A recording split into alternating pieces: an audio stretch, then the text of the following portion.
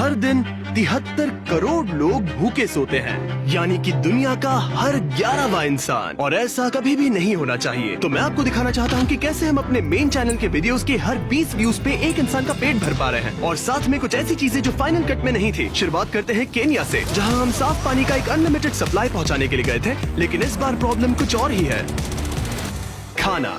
Studies से हमें ये पता चला कि अगर बच्चों को स्कूल में खाना मिले तो उनकी अटेंडेंस 50% तक बढ़ सकती है और उनके एग्जाम स्कोर्स भी 20% तक इम्प्रूव हो सकते हैं। अब इसकी वजह से आगे इस वीडियो में मैं ये पूछने निकल पड़ा कि यहाँ खाने की इतनी कमी क्यों है, और जो मैंने जाना उससे मैं दंग रह गया। ये दुनिया की सबसे स्टूपिड प्रॉब्लम है।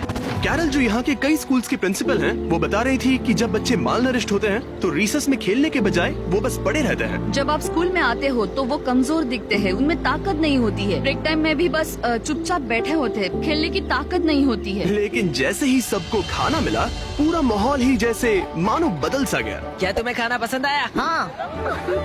बच्चे हंस रहे थे, इधर उधर दौड़ रहे थे, एक दूसरे के साथ खेल रहे थे। ठीक है, ये सब उसका पीछा कर रहे हैं। मुझे नहीं लगता इन्होंने पहले कभी ड्रोन देखा है। शायद मैंने एक कल्ट बना लिया है।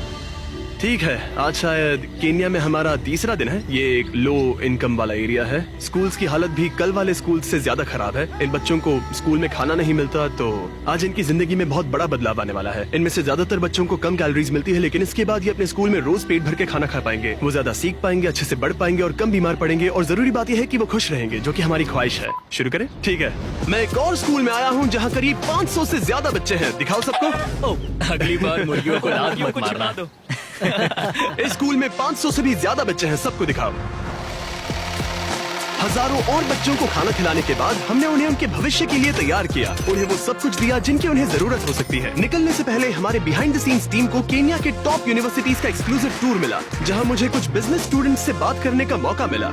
फिलांथ्रोपी और दुनिया को बेहतर बनाने के लिए आपका लॉन्ग टर्म गोल क्या है? तो लॉन्ग टर्म में हमारा एक चॉकलेट का ब्रांड है फीस्टेबल्स, और मैंने उसके सप्लाई चेन के पीछे थोड़ी रिसर्च की थी। मैं हैरान था क्योंकि उस फार्म में 16 साल के बच्चे काम कर रहे थे, और मैंने सोचा कि ये तो बिल्कुल भी ठीक नहीं है। हमारा मेन ऑब्जेक्टिव ये है कि 10 लाख से भी ज्यादा बच्चे आज भी बाल मजदूरी में फंसे हुए हैं, और हम उन्हें निकालने की पूरी कोशिश कर रहे हैं।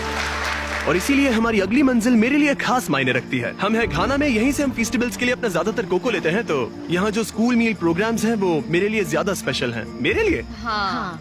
Thank you. ये सच में अमेजिंग है कि ये कम्युनिटी हमारा शुक्रिया अदा करने के लिए ऐसे समारोह आयोजित कर रहे हैं, वो भी खाने जैसी चीज के लिए जो उन्हें पहले ही मिल जानी चाहिए थी। मैं स्वागत करता हूँ जिमी, उन्हें मिस्टर बीस्ट भी कहा जाता है। Please welcome. Thank you. Thank you. जैसा कि मैंने कहा, मैं इस खाने के प्रोग्राम को शुरू करने और इस कम्युनिटी में डेवलपमेंट करवाने के लिए बहुत एक्साइटेड हूँ, और मुझे आप सबके साथ काम करने में बहुत खुशी होगी। मुझे यहाँ बुलाने और इस सम्मान के लिए बहुत बहुत शुक्रिया। ये हमारा पारंपरिक केंते है और हम तुम्हें केंते में लपेटेंगे ताकि हम तुम्हारा सम्मान कर सके। हाँ, अब हाथ ऊपर उठाओ। तो अब तुम इस गांव के उप प्रधान हो। Thank you. क्या तुम इस सबसे खुश हो? हाँ, हम खुश हैं। हाँ, सब कुछ बहुत अच्छे से हो गया। Thank you. जश्न वगैरह बाद में। घाना में मेरा जो एक जरूरी काम था वो था कुछ ककाओ फार्म्स को चेक करना। यहाँ के किसान जितना आमतौर पर मिलना चाहिए उससे कम कमाते हैं, और उनके बच्चे अक्सर काम में इसीलिए लगते हैं ताकि उनका परिवार भूखा ना सोए। हम फेस्टिवल्स में कड़ी मेहनत इसीलिए कर रहे हैं ताकि सभी किसानों को लिविंग इनकम रेफरेंस प्राइस दे सके और चाइल्ड लेबर को खत्म कर सके।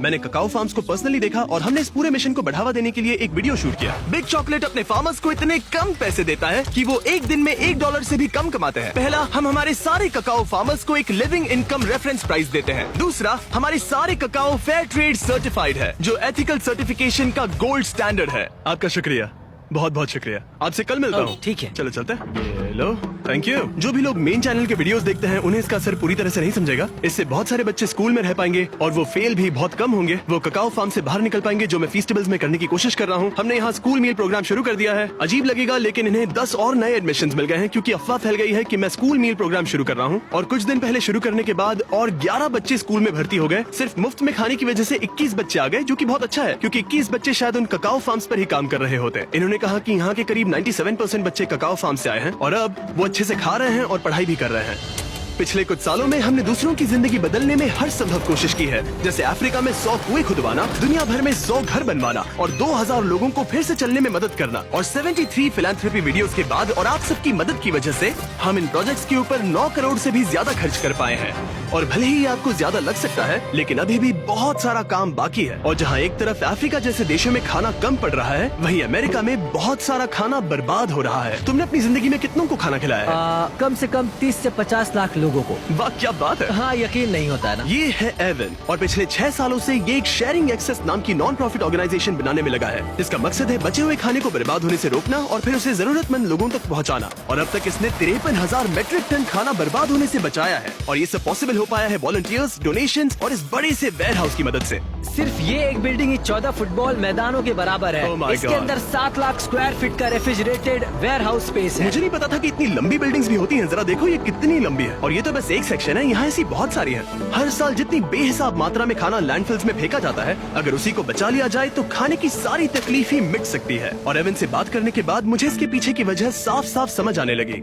पिछले 3 सालों में हमने सिर्फ एक बिल्डिंग से 10,000 मैट्रिक टन फल और सब्जियां बांटे। और 3 साल पहले ये सब कचरे में जा रहा हाँ, था। हर साल करीब 4,500 मैट्रिक टन का खाना फेंका जाता था और इसके पीछे $10 लाख खर्च किए जाते थे। ये दुनिया की सबसे स्टूपिड चीजों में से एक है। पर हमारे पास एक ऑर्गेनाइजेशन है जो खाना बना के ये देती एक है। शानदार आइडिया है, लेकिन सवाल यह है कि किसी ने ये पहले क्यों नहीं किया। हमें यानी कंज्यूमर्स को इस बारे में कोई जानकारी नहीं होती है। वो लोग खाने को ट्रकों में भर कर बस फेंक देते हैं क्योंकि उनके लिए वो ज्यादा आसान होता है। हम रोज सुबह जल्दी उठकर उन ट्रकों से पहले स्टोर में पहुंचकर खाना लेने जाते हैं। एक बॉक्स भर के खाना जिसे वो फेंकते थे, उनके उसमें $100 लगते थे। हमने यहाँ कम से कम $15 लाख के कचरे के खर्च को बचाया है। सिर्फ अमेरिका में ही हर साल लगभग 60 करोड़ मेट्रिक टन खाना बर्बाद हो जाता है, यानी कि हर साल करीब 2 एम्पायर स्टेट बिल्डिंग्स के बराबर खाना। और एवन जैसे लोग इस संख्या को कम करने के लिए स्मार्ट और किफायती तरीके ढूंढ रहे हैं। तो आज हमारे लिए क्या प्लान है? तो आज हम शेयरिंग एक्सेस के एक दिन के जीवन के बारे में जानेंगे। हम थोड़ा खाना बचाएंगे, सोर्टिंग करेंगे, उस खाने को पकाएंगे जिसे हमने बचाया है और फिर उसे लोगों में बांटेंगे। हर एक दिन एवन तुम्हें वो एक्स्ट्रा खाना देता है जो वरना फेंक दिया जाता। उस खाने के हिसाब से रेसिपी तैयार करके बड़े पैमाने पर बनाते हो और जरूरतमंद लोगों को बांट देते हो। तुमने बिल्कुल सही कहा। मुफ्त में? हाँ।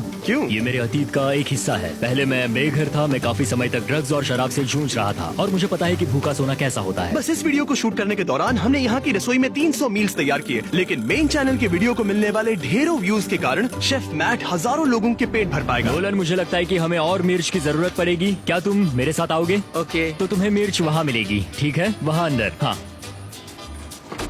क्या तुमने नोलन को फ्रीजर में बंद कर दिया? बस थोड़ी देर के लिए, ज्यादा अब से नहीं। तुम मेरे फेवरेट शेफ हो। अरे कहाँ चले गए? कोई मुझे बाहर निकालो। वहाँ क्या हो रहा है? हमने फिलाडेल्फिया में पूरे 2 दिन बिताए, तैयारियां करने में, शूटिंग में और बहुत सारा खाना बांटने में। और जब वहाँ का काम खत्म हुआ, हम इस ऑपरेशन को मेरे होम स्टेट नॉर्थ कैरोलिना में ले गए, जहाँ जाकर हमने वहाँ की कम्युनिटी में भी खाना बांटा। यहाँ हर कार को इस बचाए हुए खाने का एक बॉक्स मिलेगा। कुछ अंगूर, कुछ केले, थोड़ा मीट, बहुत सारी सब्जियां और खाने के पैकेट्स। ये सारी चीजें फेंकी जा सकती थी, लेकिन शेयरिंग एक्सेस की वजह से ऐसा नहीं होगा। एवन, ये देखकर कैसा लग रहा है कि तुमने जो खाना बचाया है वो जरूरतमंदों तक पहुंचेगा? ऐसा लग रहा है जैसे सपना सच हो गया। कुल मिलाकर इस वीडियो की शूटिंग के दौरान हमने 7,000 से ज्यादा लोगों को खाना खिलाया। हालांकि ये संख्या और बढ़ेगी जितना आप मेन चैनल के वीडियो को देखेंगे। तो अगर आपने अभी तक नहीं देखा तो जरूर देखें, और अगर आपने पहले से ही देखा है तो दोबारा देखें, ताकि एक और जरूरतमंद को खाना मिल सके।